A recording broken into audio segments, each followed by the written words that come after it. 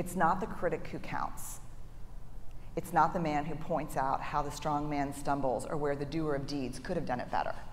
The credit belongs to the person who's actually in the arena, whose face is marred with blood and sweat and dust, who, at the best, in the end, knows the triumph of high achievement, and who, at worst, if he fails daring greatly.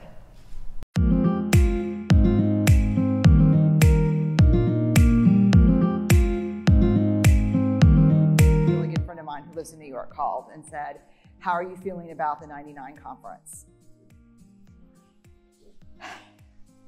And my answer was, what do you think is the least invasive way to extract eyeball juice from a first grader? And his response was, "Oh God, are you in that place?" And I said, "No, really, here's the idea. There is a total pink eye epidemic in my son's class.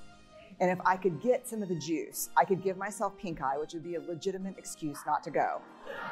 And I could even do a selfie with like a big eye, and then it would be legit."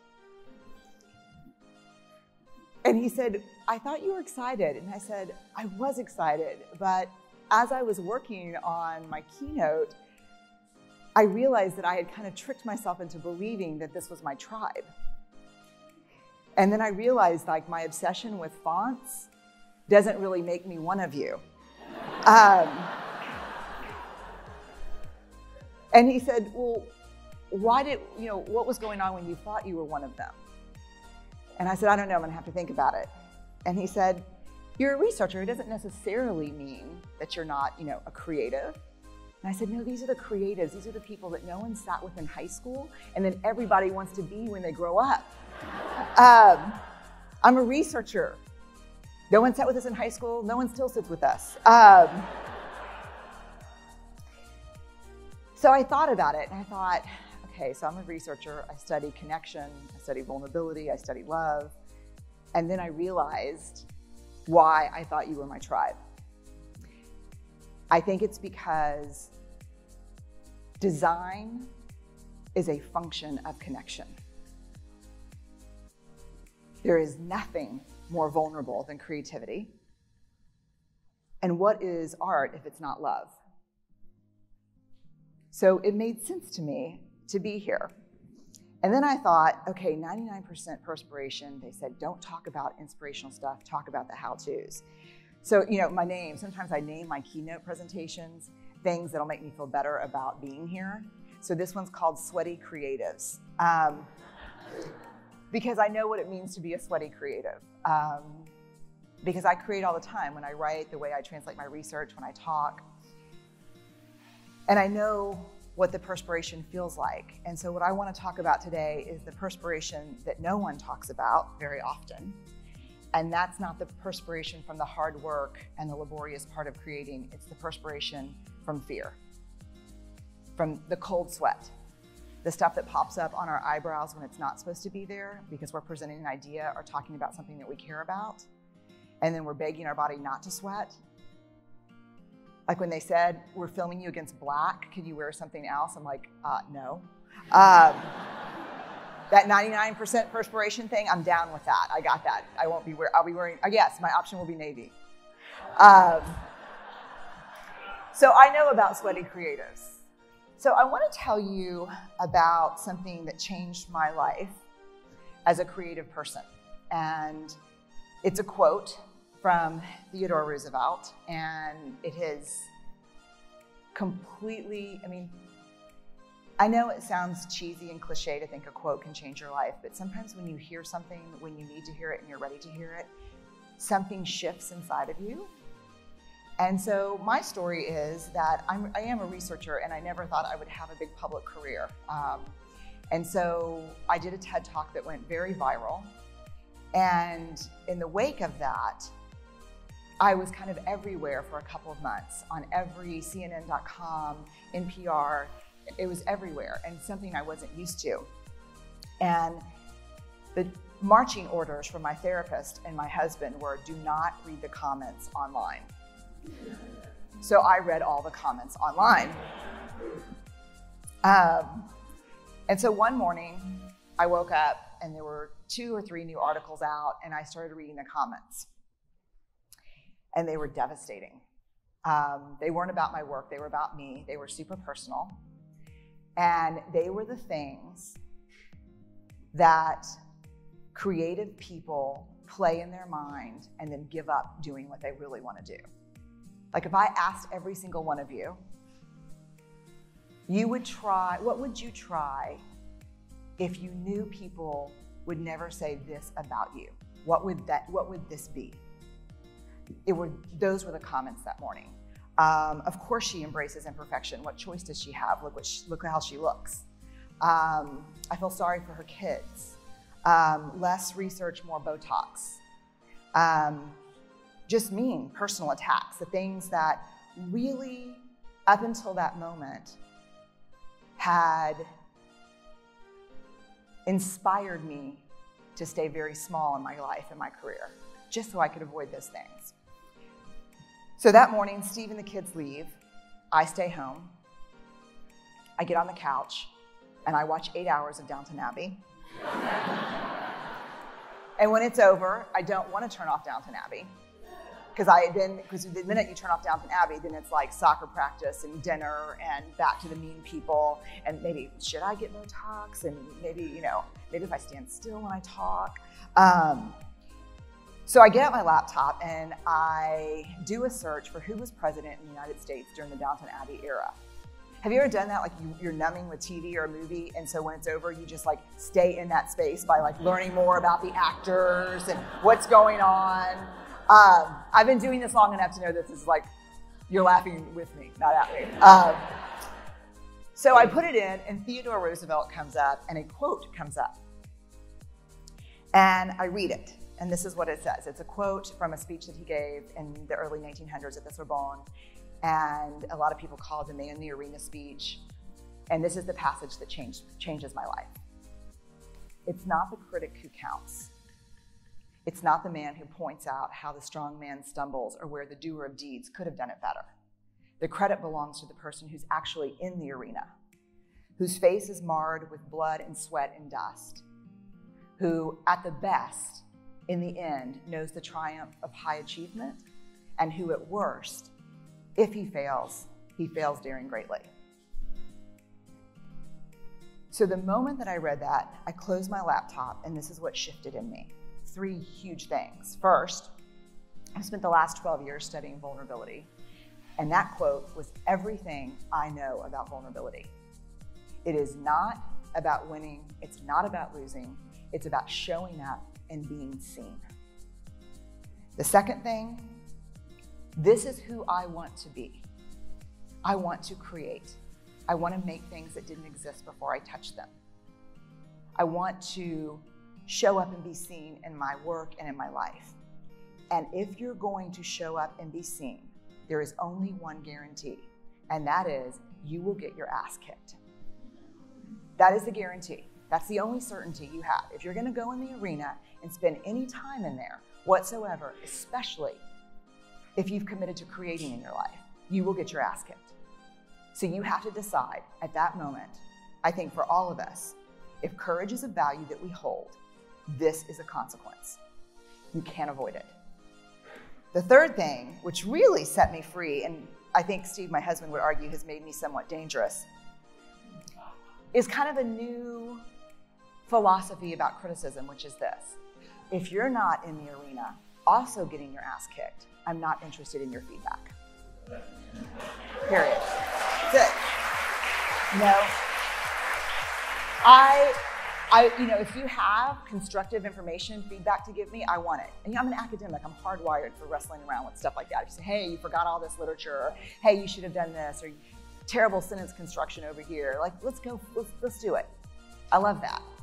But if you're in the cheap seats, not putting yourself on the line, and just talking about how I could do it better, I'm in no way interested in your feedback.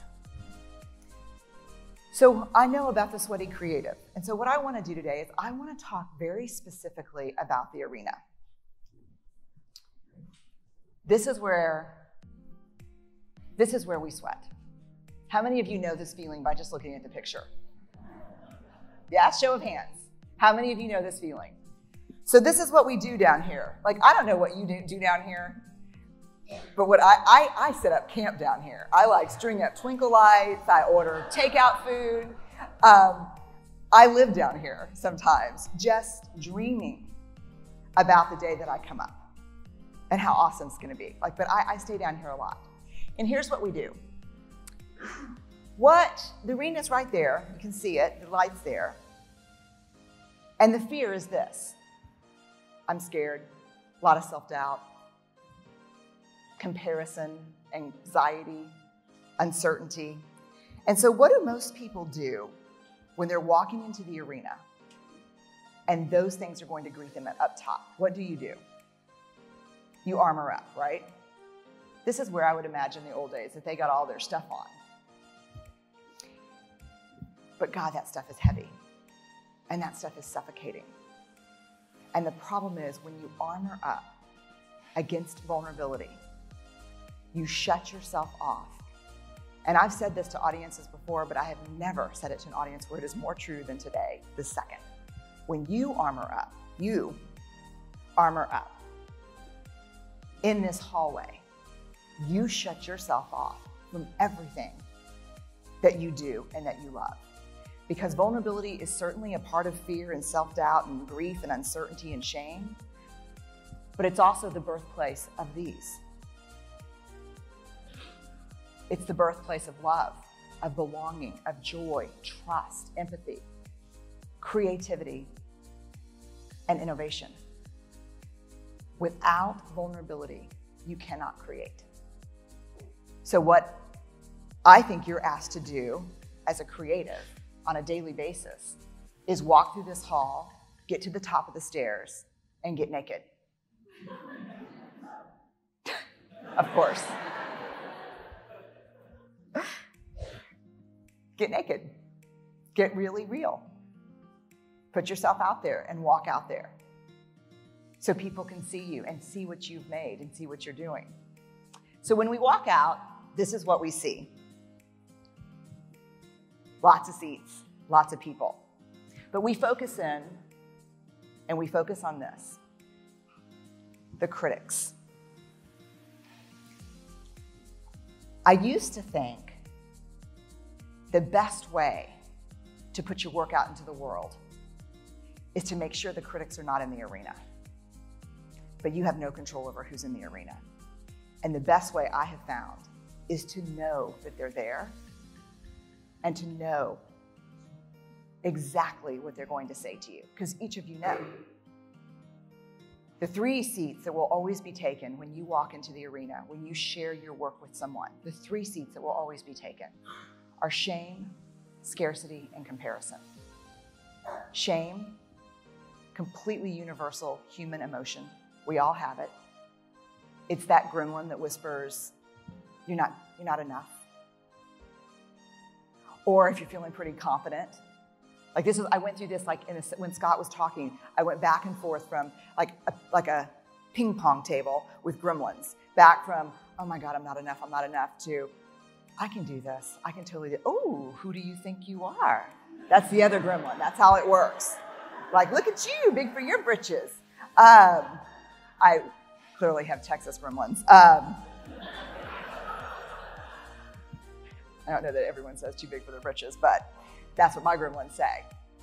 So shame always has a seat. The other seat that's always taken is scarcity. What am I doing what am I doing that's original? Everyone else is doing this. 150 people are doing it who are better trained than I am. What am I contributing? Does this really matter? The third seat, always comparison. How many of you ever struggle with comparison? Oh my God, comparison is a nightmare. I made a pact not to talk to anyone in the green room because what I was afraid that I would end up doing is say, so what are you talking about? That's interesting because I'm going first. And so if it sounds super good and I think I suck comparatively, I may say that. And then I'm catching a flight to Dallas. Comparison is always there. The fourth seat I left open for you. You got to know who's in the fourth seat. Is it a teacher? Is it a parent? Is it a shitty ex-coworker? Am I the only one that's ever had one of those? The thing is, I don't care what people think. I don't worry about the critics in the arena. Sends a huge red flag up for me. We're hardwired for connection. When we stop caring what people think, we lose our capacity for connection. When we become defined by what people think, we lose our capacity to be vulnerable. Not caring what people think is its own kind of hustle. Trust me. So rather than locking these folks out from the arena, what I'm going to invite you to do, this way maybe, is reserve seats for them. Which doesn't seem like a good thing to do. But I have 13,000 pieces of data, and I've done this work for 12 years. And what I have found and what I have learned from these folks and then try to apply it in my own life that has changed my life is to reserve a seat, to take the critics to lunch, and to simply say when I'm trying to do something new and hard and original, and I'm trying to be creative and I'm trying to innovate, to say, I see you, I hear you, but I'm gonna show up and do this anyway. And I've got a seat for you and you're welcome to come, but I'm not interested in your feedback. The other piece that's tough is, to me, if you're gonna spend your life in the arena, if you're gonna spend your life showing up, really showing up, there's a couple things that you need. The first is a clarity of values. You have to, I know, when I came out here, I knew I could screw this completely up. I could get booed off stage, bad things could happen, but I don't have a choice because if courage is my value, I have to do this. Whether it's successful or not is irrelevant. So a real clarity of values is important. The other thing is you gotta have at least one person in your life who's willing to pick you up and dust you off and look at you when you fail, which hopefully you will, because if you're not failing, you're really not showing up. But who is willing to look at you when you fail and say, man, that sucked. Yeah, it was totally as bad as you thought. But you were brave. And let's get you cleaned up, and because you're gonna go back in. And this is someone who loves you not despite your imperfections and vulnerabilities, but because of them. And they should have great seats in the arena. I forgot for 5, 10, for a decade, I forgot to invite these people into my arena. Because it's the old, I always want to say Karl Marx, but it's Groucho Marx difference. I'm a social worker. We read a lot more Karl than Groucho. I didn't want to belong to a club that would let me in. I forgot to invite people because I thought, if you're my fan, if you're here supporting me, how important could you be? I'm trying to win over the people who hate me. You simply love me. You simply hold my hair back when I'm puking. You pay bills with me and raise kids with me. How important could you be? I'm looking for the stranger in the mall. That's who I'm trying to win over.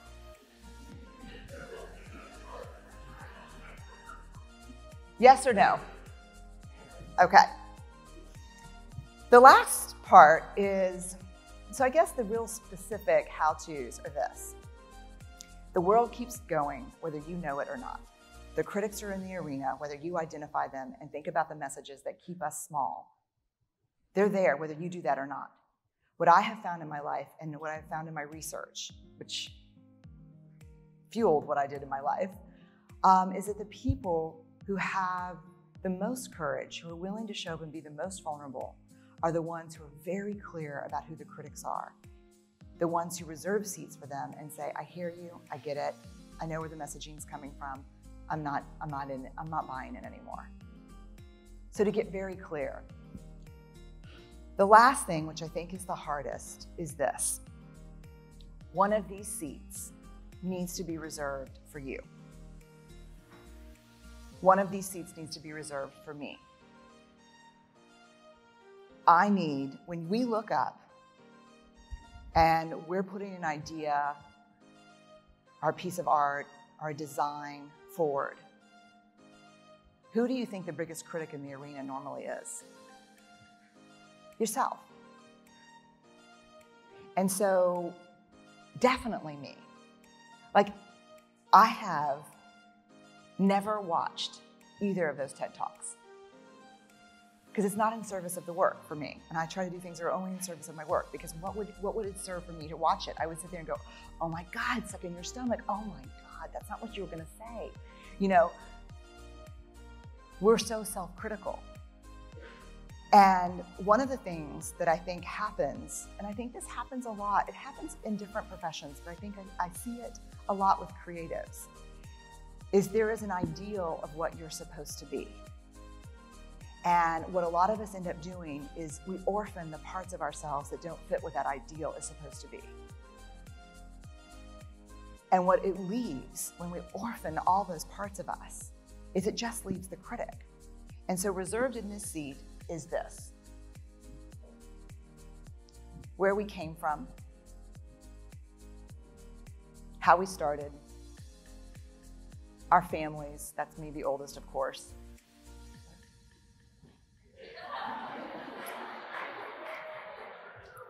the lost years, the years where I was so lost and confused and hurt and disillusioned that I thought the only path to freedom was a flock of seagulls haircut.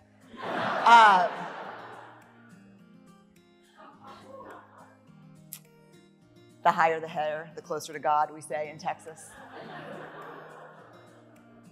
The people who love us, the moments that make us who we are. And in that share should be this person. The person who believes in what we're doing and why we're doing it. And the person who says, yeah, it's so scary to show up. It feels dangerous to be seen. It's terrifying. But it is not as scary, dangerous, or terrifying as getting to the end of our lives and thinking, what if I would have shown up? What would have been different? So here's to Sweaty Creatives. Thank y'all for having me here today. I really appreciate it.